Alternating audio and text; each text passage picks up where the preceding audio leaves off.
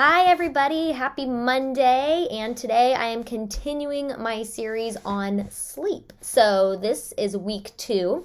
If you missed last week, it focused on the sleep environment and creating that good environment. And so now I'm going to talk about just a very basic overview on sleep training, okay? We're not going into the meat on this yet. I'm not going into techniques yet, but we will.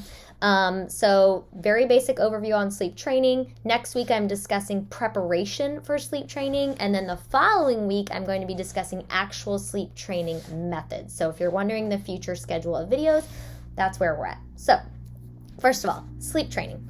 This is a parent choice. You are not a bad parent if you choose to sleep train your child, and you are not a good parent if you choose to sleep train your child. It doesn't matter. At the end of the day, everyone is going to have different opinions on this, different views, and they're going to love to tell you their opinions, and that is okay. Like I said, at the end of the day, you have to do what is comfortable for you as the parent, because you're the one dealing with it, implementing this, so you do you, and that is okay. Either route you take is fine. Personally, people love to ask me what I did, and I'm fine to share that. So I sleep trained both of my kids, who are now almost 9 and 6, around 3 months of age. That was when it was time for me to go back to work, and I needed to sleep. So I removed them from our room, and I put them in their own rooms, in their own cribs, and that's when I sleep trained them. So if you wanted to know what I did, now you know. It is not until about 2 to 3 months of age where babies actually develop their natural circadian rhythm. So that is why there is really no such thing as days versus nights in a newborn.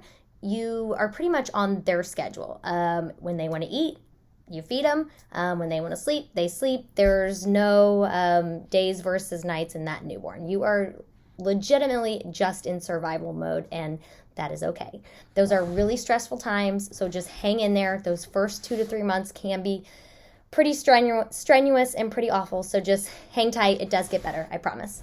An important thing to state too with sleep training is that this is not a harmful process to your baby. So this is helping them develop independent sleep skills, okay? You can sleep train your baby with various methods that I will discuss in the next few videos, and your baby will still love you. They will not feel abandoned, while everyone is getting some much needed sleep in the home. Another disclaimer here, you do not have to sleep train your baby. This is not a requirement. They will figure it out eventually, or you can try and tackle it at a later age. Honestly, as a pediatrician, even as a mom, I will do what the parents request of me when it comes to this. If you come to me and you're like, hey, I want to sleep train my kid, how do I do this? I'm going to give you the tools. If you're like, hey, I don't mind getting up every 2 hours with my kid, that works for me, fine. We're not going to go into it. We're going to do what works for you and what you want to do. So one of the biggest things, kind of what I just touched on, is before sleep training your child, it is important to talk to your pediatrician. So you need to talk to them, one, about timing and what is best for you, what is best for your child. Some might be like, hey, you can start sleep training at 2 months of age. Some might be like, no, I think you should wait till 4 months or older. Every doctor might have a differing opinion on this. And again, that is okay. You have to talk to your pediatrician because they know you and they know your child. So they are going to know what's best for your situation. So if you can't trust your pediatrician, you can't have a conversation with them about this, then that's a different issue that you need to look at. We won't get into that today.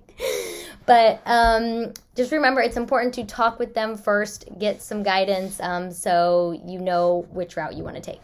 So that is my very brief overview on sleep training. Remember, next week we're going to discuss preparation for sleep training and what needs to be done before the actual process begins. Then the following week, I'm going to talk about different methods. So stay tuned this month for the remainder of my sleep series, okay? Talk to you guys later. Bye.